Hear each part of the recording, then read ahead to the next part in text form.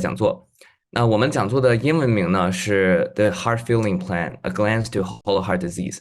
那通过这个标题呢，我们也能看出来，今天的讲座我们会和 Whole Heart Disease，也就是空心病这个前沿的心理学概念有关。那在正式开始内容之前呢，请允许我为大家介绍今天的 guest speaker，我们的讲者，也就是我的空心病科研项目的指导老师 Professor Trinidad。他是加州大学伯克利分校教育政策的助理教授，同时也拿到过芝加哥大学社会学与比较人类发展联合博士。所以我们今天能够邀请到他来参与我们的讲座呢，也是非常幸运的。除了教授之外呢，今天的另一个强者就是我。我来自山东省实验中学国际部，我是 MyLab 社团的副社长，同时呢，我也是空心病干预项目的研究员。好了，那咱们话不多说，一起来进入今天的内容吧。在现在这个心理状况每况愈下的时代，其实有越来越多的心理健康问题得到了他们应该有的关注。其中，比如说抑郁症，其实就是最为大家熟知并且讨论的一个。大家或许在这个讲座之前呢，就已经知道了抑郁症有以下几个常见症状，包括像经常感到悲伤、流泪，感觉生活失去意义，对大多数正常活动失去兴趣，或者是有一些自残自杀倾向。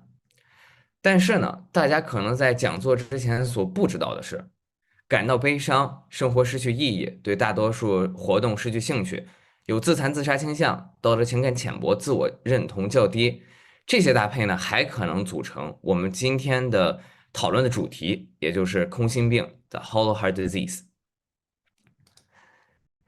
接下来我们正式进入讲座的第一部分，像抑郁又不是抑郁的空心病。在这个部分呢，我会为大家详细的介绍空心病这个心理概念。空心病呢，它虽然在表面上也带有一些这个抑郁或者孤独的类似的表现，但它的核心问题呢和抑郁症是不完全相同的。这是一个北京大学副教授徐凯文在临床工作中提出的一个全新的概念。徐凯文非常惊讶地发现，一些清华大学的学生，他们竟然不知道自己为什么学习，不知道学习能给他们的自我带来些什么。那由此可以看出来，这个空心病与抑郁症不同，它更强调的是，个体因为缺乏对自我和对自己生命意义的认同，从而感到内心空虚、精神迷茫。那么，空心病的一些具体的表现都有哪些呢？徐凯文教授认为呢，总共有6点表现。那首先，第一点呢，就是抑郁，空心病会表现出一些抑郁症状，就像我们刚才提到过的那些。第二点呢，就是孤独。空心病的患者呢，一般会感到内心非常的孤独，和整个社会，包括在学生社会上和整个班级会有一些脱离的感觉。第三点就是自我缺失。自我缺失的意思是，这些患者呢，他可能缺乏对自我的认识，不知道自己应该或者也许会未来在社会中扮演一个什么样的角色。第四点呢，就是外部认同。一般来讲呢，空心病的患者他非常会在意或者追求这个外部的认同，内心非常在意别人对自己的一些看法，同时需要维系在他人眼里自己的一些良好的形象。但做这一切事情呢，似乎都是为了别人而做，所以他会感到非常的疲惫。下一点呢，就是自杀倾向。但是空心病的自杀倾向呢，往往和抑郁症不同。抑郁症往往是因为一些打击或者挫折，从而有了自残自杀的想法。但是对于空心病而言呢，他们之所以会有这种倾向，是因为他们不知道为什么自己还要活着，他们其实并不那么想去死。最后一点呢，就是病程较长。病程较长，这里主要讲的是空心病，它从初中或者高中就会开始一个病程的发展，只不过呢，它在大学的时期爆发，被咱们徐凯文教授发现。综上6个表现呢，其实都反映出来了一个共同的问题，就是空心病的患者呢，他往往不知道自己存在的价值和意义为何，这其实是一个非常严重的问题。那么说了这么多，空心病到底有什么危害呢？它真正损害学生或者其他群体的一些是哪些方面呢？那首先第一个就是不知道自己是谁，他看不到自己活着的意义，学习动能缺失，然后自卑情绪满腹，理想信念的迷失，人生目的的模糊。综上，其实总结为8个字呢，可能对学生而言就是既影响心情又影响学习。那危害这么大的一种心理现象是怎么导致的呢？其实这件事儿，比较众说纷纭。首先呢，就有人认为是公立的学校教育和家庭教育所导致的价值观缺失、意义感缺失。那还有人认为呢，这是自我效能感缺失导致的。他把这个概念和习得性无助去联系起来。习得性无助呢，这是一个心理学的一个专业词汇，它主要讲的呢是，我们比如说一个学生，他在反复经历了学业上和人际关系上的失败、打击或者无法预知的一些坏情况之后呢，他会渐渐觉得，哎呀，自己无论怎么努力都没用，所以就逐渐放弃挣扎了，他也放弃尝试，不再去在学业上和人际关系上做出努力，变得非常被动，非常沮丧。这和我们的空心病其实是有一定联系的。还有人认为呢，空心病患者可能会是缺乏自我认知，呃，他在这里引出了身份认同对角色混乱，这其实是我们伟大的心理学家埃里克森曾提出的一个理论的一部分。这个部分呢，主要是讲青少年探索我到底是谁的一个过程。那在这个时期，如果无法形成非常清晰稳定的一个自我认知呢，就可能感到非常迷茫和混乱。在整理这些原因的时候，我们发现这些原因都有一个共性，就是他们往往都指向了12到18岁的青少年。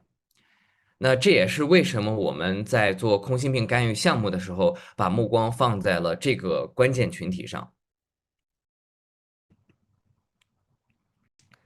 那么以上几页的 PPT 呢，也就提醒我们一定要去提前干预，因为正如刚才我们讲的，空心病的病因呢，大部分其实都发生在青少年时期，并且呢，之前我们也提到过，它的病程非常长，可能从高中、初中就有了一些微小的迹象啊，当然甚至更早的时候，也就可能会有这样的迷茫，所以提前干预一定是非常关键的，一定不能等到大学爆发的时候才去关注这个心理现象。那么有哪些干预措施呢？的确，现代学者们他们提出了很多针对像大学生空心病的应对措施，比如说扭转功利的教育观，停止内卷化竞争，建立有人文关怀的校园环境。但是这些措施呢，未免离实际有些遥远了，或者说不太可能。另外，就是离我们讨论的主体，12到18岁的青少年有一些太远了。那么有没有什么方法能让青少年在发展过程中得到帮助，从而一定程度上能够在未来减少患空心病的可能呢？那我们查遍了网络，发现没有人做过这件事。那我们乐意去做第一个尝试做这件事的人。让我们一起进入第二部分，预防空心病。在这个部分呢，我会简述对空心病的干预实验和结果。那在此之后呢，教授会为我们分享一下他的看法。首先，让我们一起来看一下整个干预实验的介绍。那针对空心病的各种表现呢，我们为初中生具体来讲是8年级的学生自主设计了一套干预课程。那这个课程呢，主要涉及3个心理学理论，分别是社会学习理论、生涯发展理论和目标设定理论。它们对应的英文分别是 Social Learning Theory、Career Development Theory 和 Goal Setting Theory。我们涵盖了一些非常有意思的课上活动啊，比如说价值观拍卖。嗯，整个课程主要是针对主要是为了提高学生的自我效能感和生命意义感。我们选取了山东济南某初中8年级的2个班进行了干预实验。实验组呢会进行干预课程，也就是我们设计的这一套针对空心病的课程。那控制组呢就上自习。这张图展示的是我们详细课程设计的一部分，它展示了像标题啊、课程目标等关键的干预课程内容。大家可以看到，第一节我们设计的和自我发现有关，设计比如说像是价值观拍卖啊等比较丰富的一些课程活动。第二节呢，则主要聚焦这个职业意识，包括还有榜样的力量。我们如何验证我们实验的有效性呢？我们在实验方法上选择了定性加定量的一个混合的研究方法，也就是 mixed method。在定性上呢，我们选择了一个半结构化的采访。在定量上，我们使用的是问卷的形式。在问卷的设计上，我们使用了两个量表，分别是一般自我效能感量表和生命意义感量表。我们整个的这个问卷设计呢，采用了一个前测和后测的设计。前测后测设计指的是在干预之前，我们对学生的一个基本情况做一个前测的了解。我们在干预之前就对他们的自我效能感和生命意义感的一个水平做一个普查。那后测呢，主要是在干预课程之后，我们去验证一下我们的干预是否有效，是否在这两个维度上有效提高了学生们的得分。我们的实验对象呢是8年级的学生，就像刚才提到的，我们的实验组有效问卷数收上来了37份，控制组主要收上来了45份。采访呢主要涉及8位学生。我们对于数据处理的方法呢，主要是运用了这个描述性统计和混合方差分析。这个混合方差分析呢，它的主要目的是比较以下3个维度的一些信息，像是时间主效应，时间主效应我们讨论的是，随着时间的推移啊，这个我们研究的实验组本身有没有一些显著的影响，比如说它前测的分数和后测的分数相对比，后测的分数是否比前测高一些。组别主效应，组别主效应讲的就是实验组和对照组，它在整体上有没有一个显著的差异。时间和组别的交互作用讲的就是刚才提到的这两个效应的一个交互作用，它主要是讨论的实验组和对照组随时间的变化趋势是否不同。那换句话说，也就是干预是否使实验组比对照组变化更大一些。在实验结束之后呢，我们对得到的定量和定性的结果进行了分析。那在定量上呢，我们对两组在寻求意义感、拥有意义感、生命意义感和一般自我效能感这4个因子上的得分进行了分析。定性的结果呢作为辅助。这张表格展示了控制组和实验组两组各因子的一个得分对比。大家可以看到，这里在时间主效应和时间组别交互项呢，会有一些这个星标，这个星标就表示呢，差异是显著的。那我们可以再看到这2列是有很多的星标的。这张图是各因子前后测的一个直观对比。我们通过做实验呢，得到了很多的一些显著的差异。比如说，我们可以聚焦在这个第一部分，在寻求意义感这个因子中，我们可以看到，在前测的时候，两组之间的得分是没有什么差异的。大家可以看到，在这条线上其实是没有星号的，这也就告诉我们在前测的时候，这两组的基线是差不多的。但是在后测的时候呢，我们可以看到这两组的这个差异上，就是有2个星号了，那是存在一个显著的差异的。后测像刚才提到的，就是我们干预做完的时候，去进行的一个测试。包括像是这个前后测实验组的对比也是显著的，这里有2个星号。那这些干预的结果呢，就证明我们的干预其实是有一定的效果的。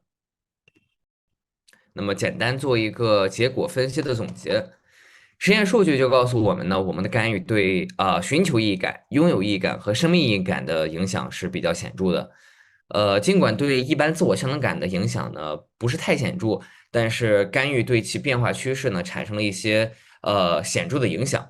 采访结果呢会进一步验证了我们的数据。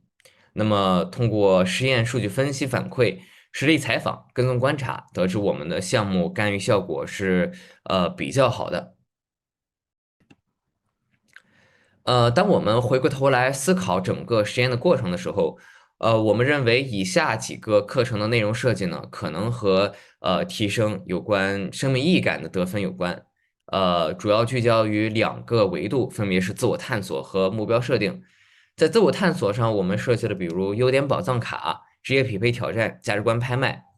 优点宝藏卡呢，它主要指的是我们为学生发下去一个作为叫做优点宝藏卡的一个卡片，然后学生们呢可以在优点宝藏卡上对自己的优点进行一个挖掘。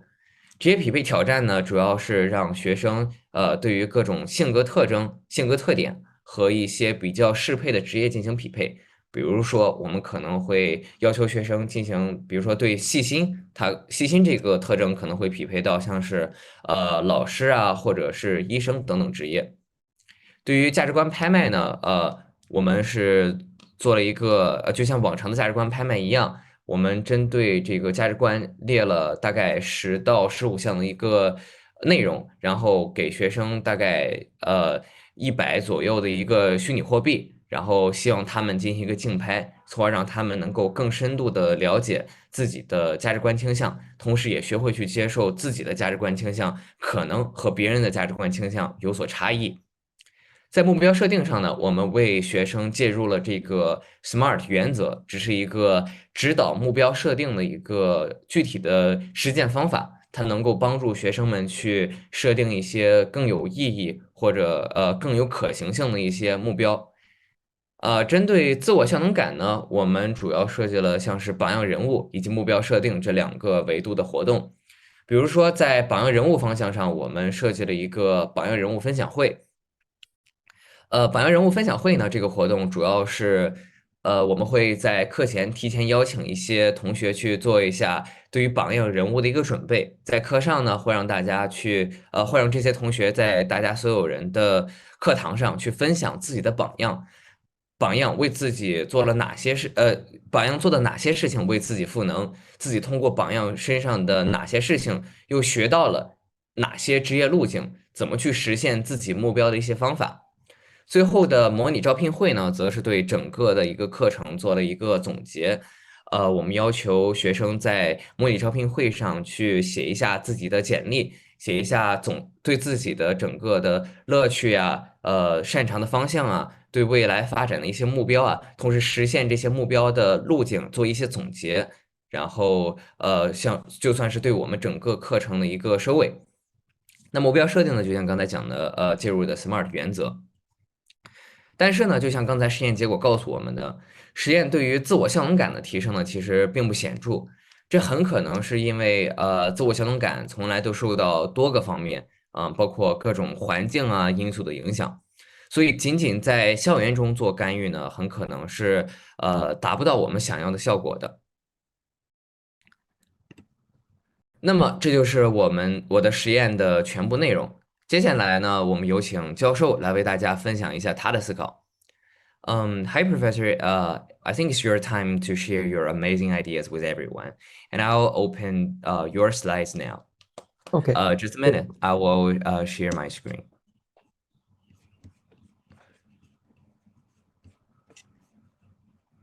Yeah, thank you so much, Elliot. And I see that a lot of people are really impressed by your work. So congratulations. I also am very impressed with the amount of work that you were able to put in and the ideas that you had. Thank you.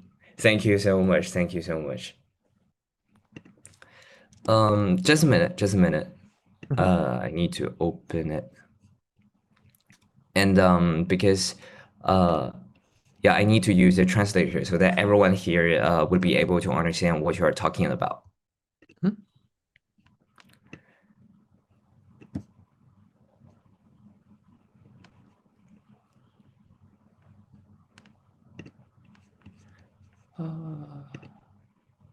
Yep. I think you may begin now. It's good. Let's Okay. see.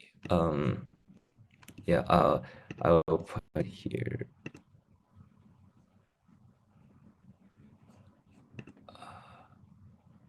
Oh, It's not the best one.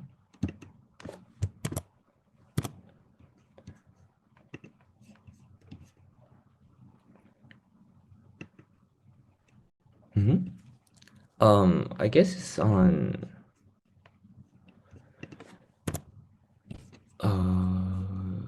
Just a minute. Mhm.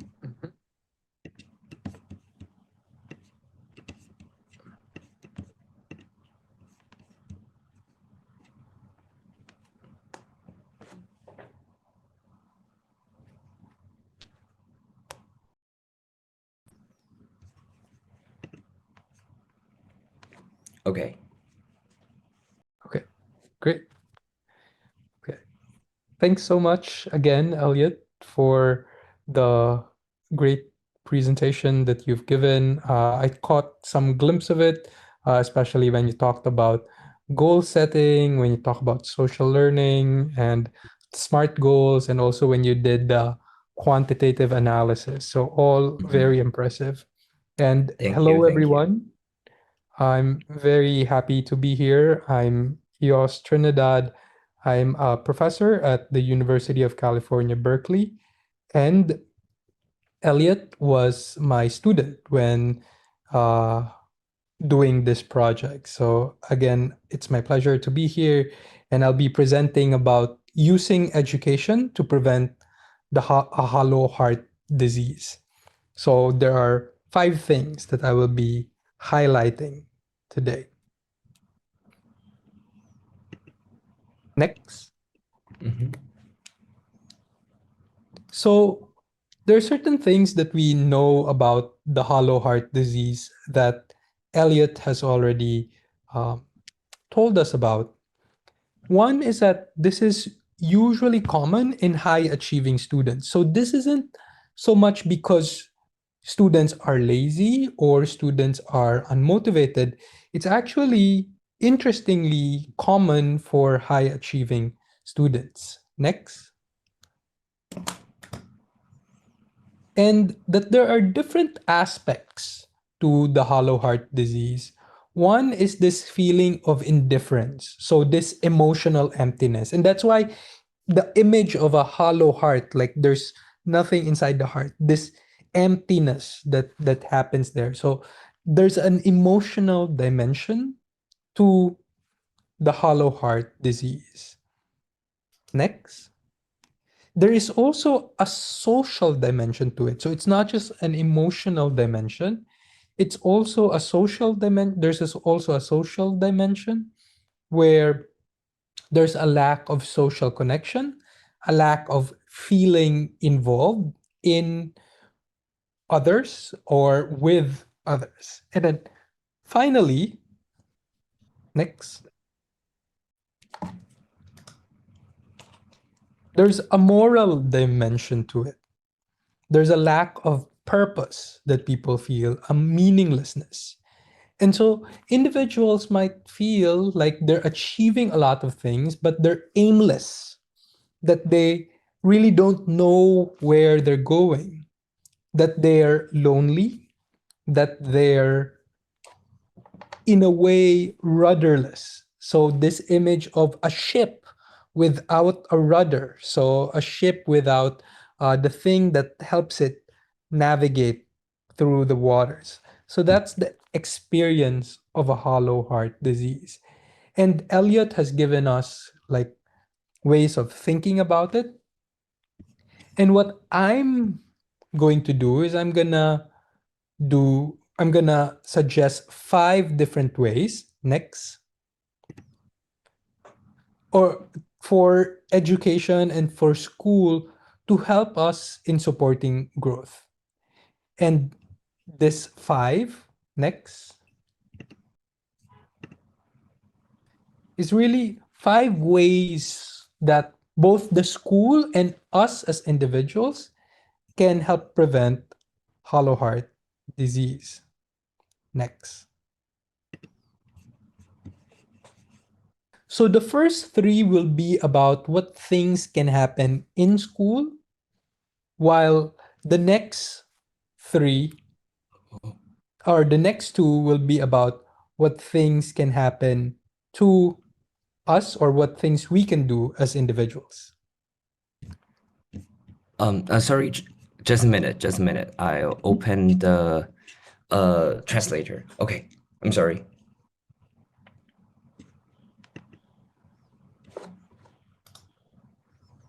Okay, Professor. I'm done. Okay. I don't see the screen right now. Sorry. Let me think.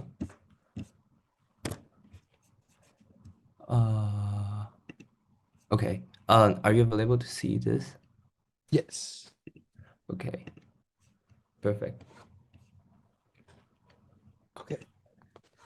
Okay, great. So now we're talking about the schools, right? So we're going to start with 3 things about the schools and then 2 things about us as individuals. So first, in order to help with the meaninglessness, in order to help with the aimlessness that can happen, we need to make schools as sites of meaning. Schools as places where you can find your passion, find your talent, and find what brings you joy. And so that is what schools should be. So schools aren't just a place where you learn mathematics, you learn science, in as much as those are important, but schools also be are places where we can learn about potential lives in the future. So how can schools do that? And I'm going to suggest 3 things that I've actually been trying to do in my classes. So the first one, next, is for schools to teach real world learning, to provide students with an application of where learning one thing or another can be helpful. So think about a science lesson and how that might be helpful for those who want to be doctors. Or think about a lesson in history and how that might be helpful for those who plan to become managers. In my own class, how I've been doing real world learning is by interviewing career professionals, professionals who are researchers, professionals who are executives, professionals who are staff already working in different companies. That's how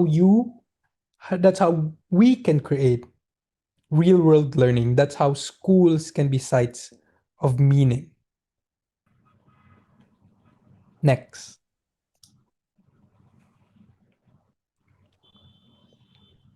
Schools can also be sites of meaning by providing students with the time to reflect, the time for students to think about what are things that they're passionate, what are things that they are excited about, and how that might be connected to potential careers.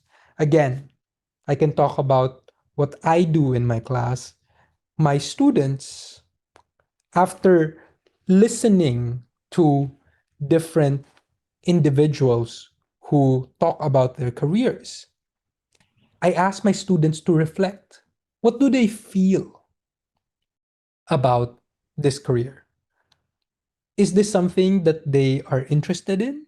Or is this something that is not for them? And it's fine if it's not for them.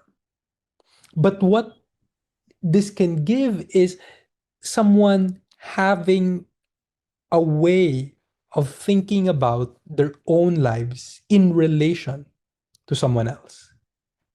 Let me give you a metaphor for this. The metaphor I have is trying on a dress, trying on clothes. When we go into a shopping mall, we try different clothes. And we're not going to buy all of them. But it's nice for us to try to see ourselves in the mirror, see our reflection in the mirror, and to see if this fits us. The same thing can be said about schools, that it can provide us with, yes, different careers, but we need to have time to fit those careers, to test them out, and to see our reflection from them. Next. Oh, sorry.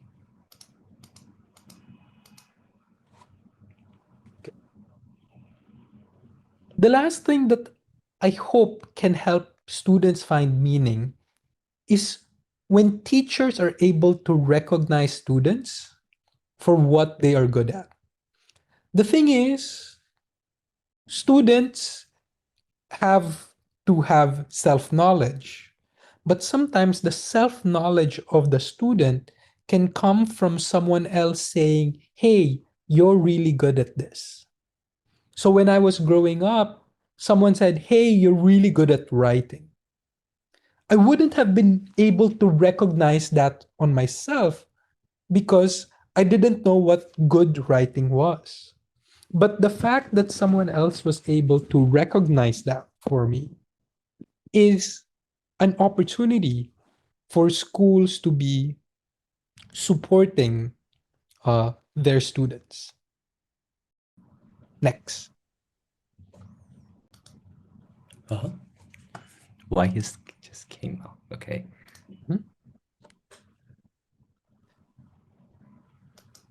The other part of schools is for schools to teach self-efficacy. So this idea of being unable to find meaning, being unable to navigate all of these pressures, what schools can do is to teach self-efficacy, teach students how to plan, how to do work, how to make the most of a given day.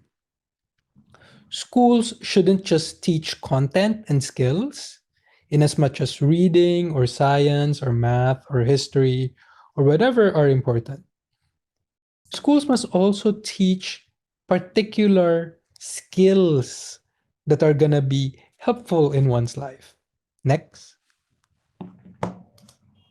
And one of those skills is time management. Time management is about learning how to make the most of the limited time we have. All of us only have 24 hours in a day. But the thing is, how do we spend that time? How much time do we devote for sleeping? How much time do we devote for studying? How much time do we devote for extracurricular activities? So this is something that schools will be able to help us. Next.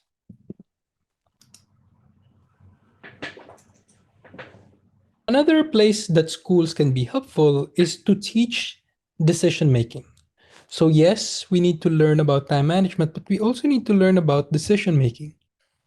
What should one decide to do when faced with different options? For example, when you're faced in the future with deciding what major to take in college, you might decide that you want to take medicine. You might decide that you want to take law. You might decide that you want to go into business, or you might want to go do arts. Now, the thing is, there are going to be many options for you.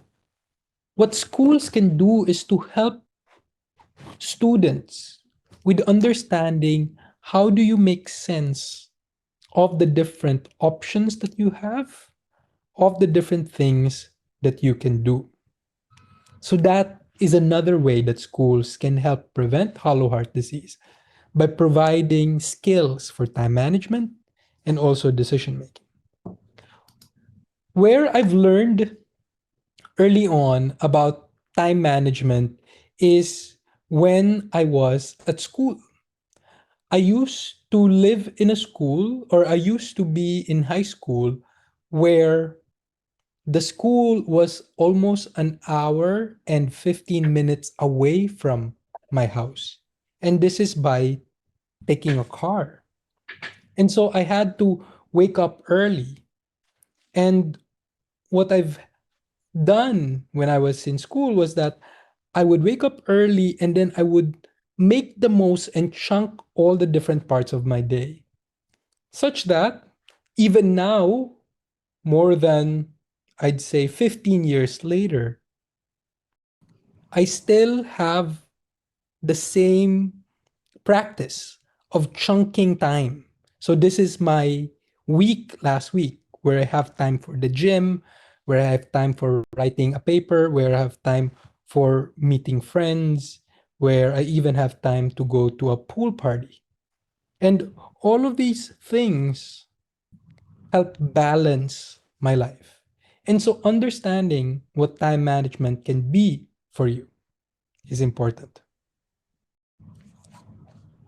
Next. The third thing that schools can do is that schools can be a place for connection. Schools and grades are very individualistic, but schools are also places where individuals learn how to socialize. Next. What can we do?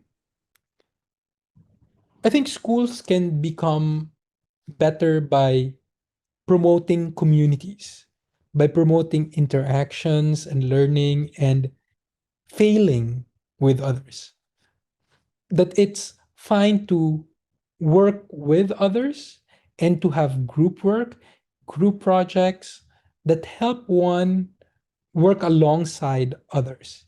And you might be saying, hey, that's already happening. It's the second one that I think is important. Next.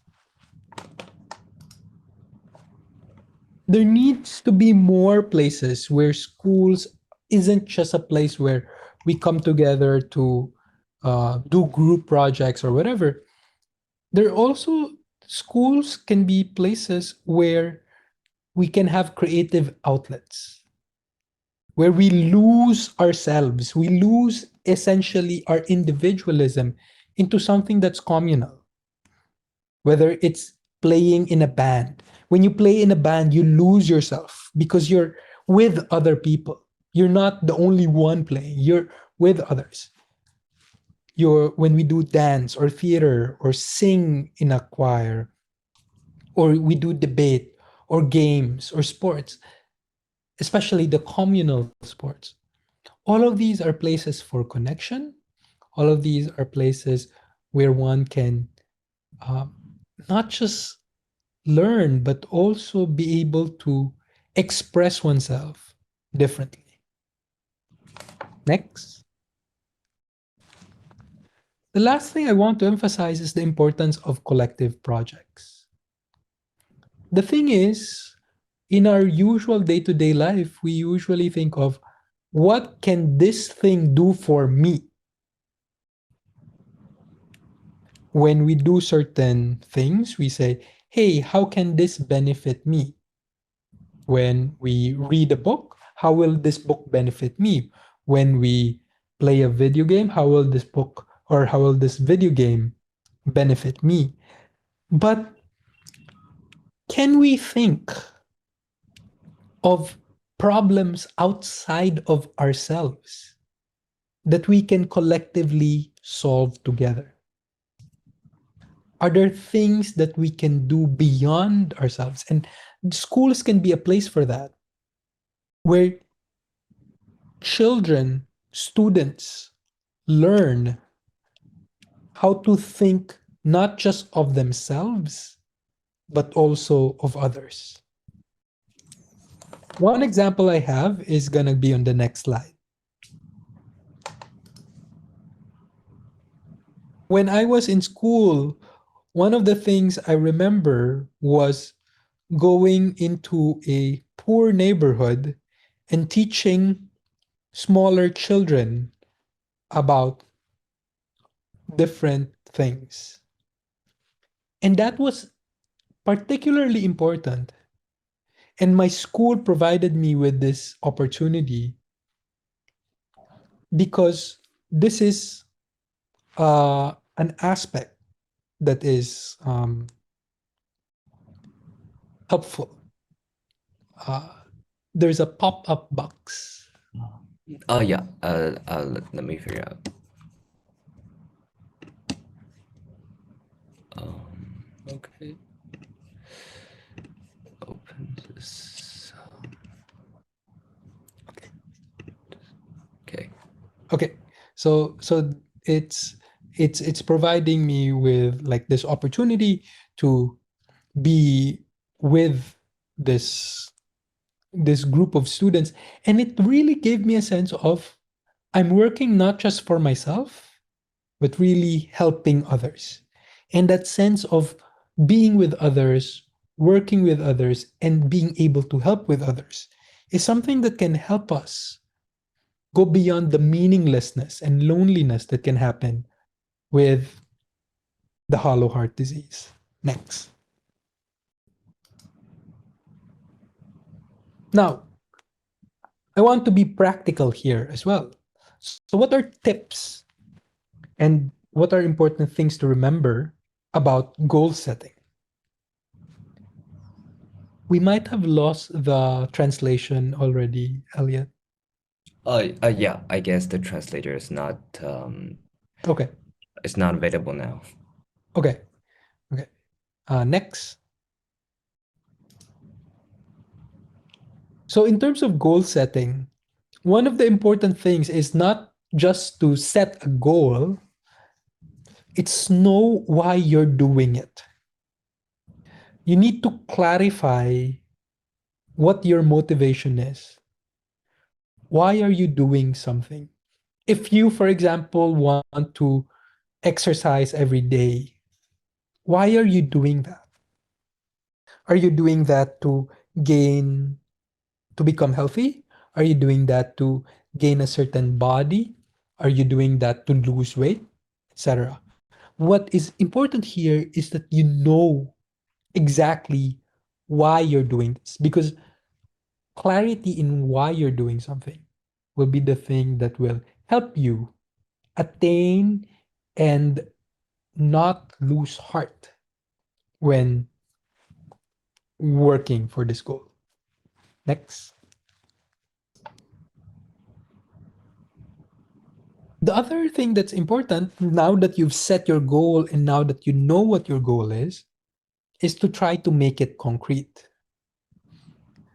For example, for me, because I write a lot, one of the things I try to do is make it concrete and say, hey, I'm going to write 300 words today.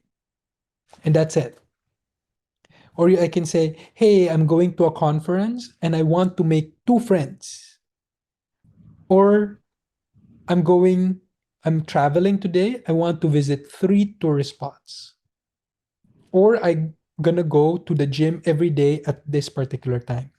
This is what Elliot meant earlier when he talked about SMART goals. You want to be specific, you want to be you want your goals to be measurable, attainable, uh, time bound, and so on. So that's for goal setting.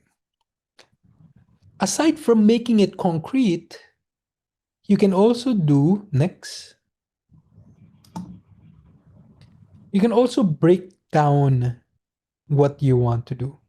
So instead of saying, hey, I want to write a whole book, I can say, hey, I'm gonna write just 1 sentence today, and I'm gonna push myself just to do that. Or if I'm going to go to the gym, I'll say, hey, let me just wear my sneakers, my shoes, so that I can start doing this. Or if I want to make 2 friends, I'll just say, hey, I'm gonna challenge myself to just say hello to someone. And so breaking it down, breaking this like big goal down into component parts. So when I write, for example, I've written 3 books already, what I try to do is I tell myself I'm gonna write just 2 paragraphs today. I'm not saying that I'm gonna write a whole book. I'm saying, hey, let me write 2 paragraphs. It doesn't make it daunting. It doesn't make it scary for me.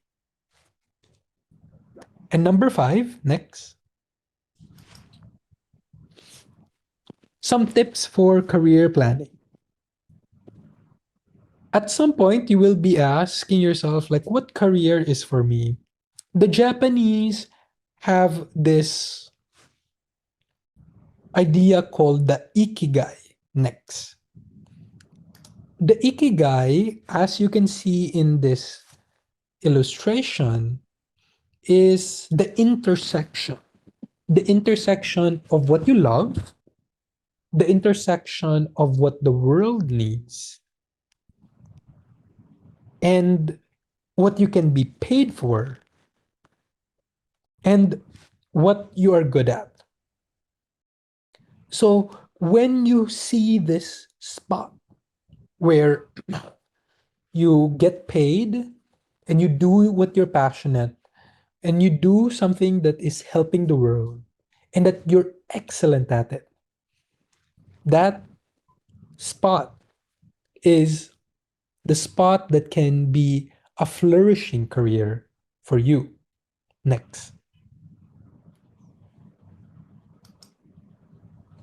The thing about careers, though, is that there are many different careers that you can try out.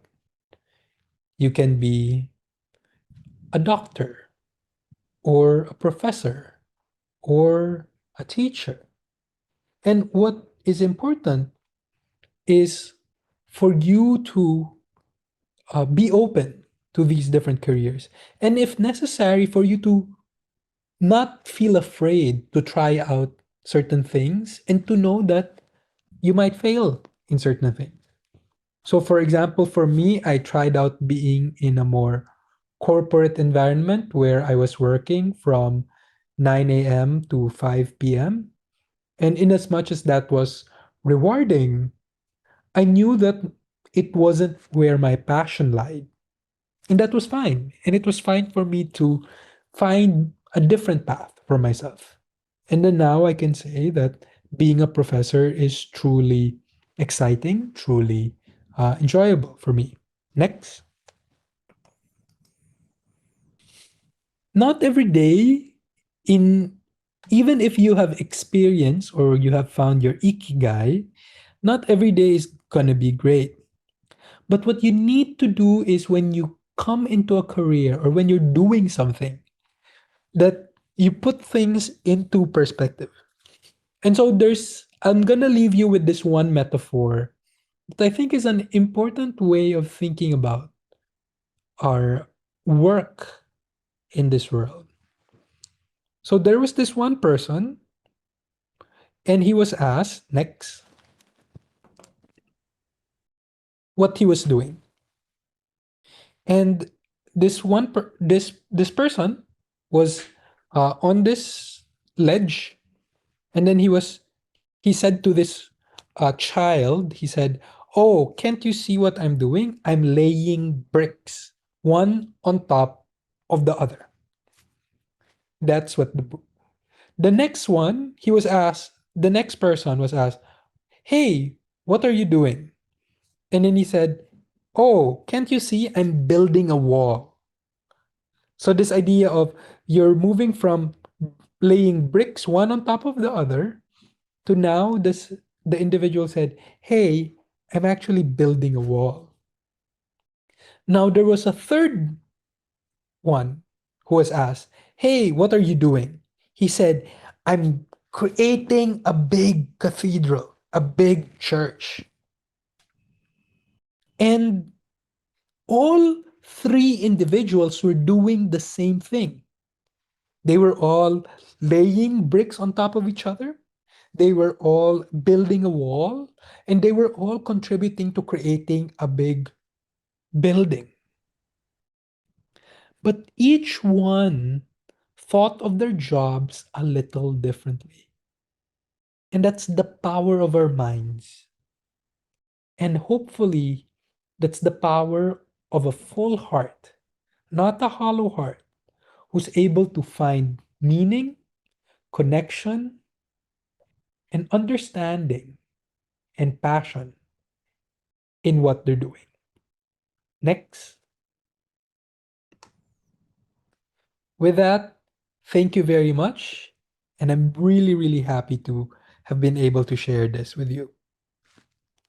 Thank you so much. Thank you, Professor. It is glad to have you here to participate in our great lecture, and I Mhm. think it's pretty amazing. Yeah, and There's thank you for the invitation. thank you so much. Thank you so much. There's only a few things I want to talk about now. 在讲座的最后呢，我放置了一个致谢的一个部分。This is an acknowledgement to all the people that contribute to my project。这是对于一个所有在整个过程中协助我完成这项项目，还有对整个这个活动的策划对我有帮助的一些老师。The first, I need to thank my professor Trinidad, who helped me a lot during the project, as well as his we are great to have him here to talking about his amazing ideas. 然后其次呢，就是我要非常感谢李老师，他在数据处理，在这个实时干预以及后续的各种任务上帮助了我非常多。再就是黄老师、王老师和 Annie，他们在整个讲座的策划和这个宣发上给我提供了很多的帮助。我要非常感谢以上我提到的所有老师。最后呢，我也希望感谢所有在整个过程中帮助我的老师和同学们，同时要感谢今天来参与讲座的所有老师和同学，正是因为有你们，才让我们做的事情变得更有意义。好的，那么今天的讲座就到了尾声了。